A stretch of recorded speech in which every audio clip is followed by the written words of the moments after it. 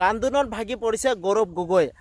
আৰু অসমবাসীয়ে হেৰুৱালে এজন মন্ত্ৰী পৰলোক প্ৰাপ্তি ঘটিল সকলোৰে প্ৰিয় মন্ত্ৰীগৰাকী লোকসভা নিৰ্বাচনৰ সময়তে সমগ্ৰ অসমবাসীয়ে হেৰুৱালে এজন জনপ্ৰিয় নেতা লোকসভা নিৰ্বাচনৰ তথা যোৰহাটৰ গৌৰৱ গগৈ কান্দোনত ভাগি পৰিছে অসমৰ জনপ্ৰিয় মন্ত্ৰীগৰাকী আছিল এজন শিল্পীও এনে এজন মহান শিল্পীৰ বিয়োগত স্বাভাৱিকতে মিয়মান হৈ পৰিছে সকলো অসমৰ শিল্পী সমাজ নমস্কাৰ বন্ধু বান্ধৱীসকল আপোনালোকক সকলোকে আন্তৰিক স্বাগতম জনাইছো মোৰ এটি নতুন ভিডিঅ'লৈ তো বলক ভিডিঅ'টো আৰম্ভ কাৰ্বি আংলং জিলাৰ কংগ্ৰেছ সমিতি সভাপতি কাৰ্বি সাহিত্য শাখিত পৰিষদ প্ৰাক্তন মুখ্য কাৰ্যবাহী কাৰ্বি সাহিত্য শাখিত পৰিষদৰ প্ৰাক্তন মুখ্য কাৰ্যকাৰী সদস্য প্ৰাক্তন মন্ত্ৰী বিশিষ্ট সমাজসেৱক চুম ৰংহাং দেৱৰ মৃত্যু অতিকৈ মৰ্মাহত হৈছে সমগ্ৰ অসম তথা শিল্পী সমাজো শিক্ষা বিভাগৰ এগৰাকী বিষয়া হিচাপেও নিজৰ নিষ্ঠাবান সেৱা আগবঢ়াইছে এই ৰংহাং ডাঙৰীয়াই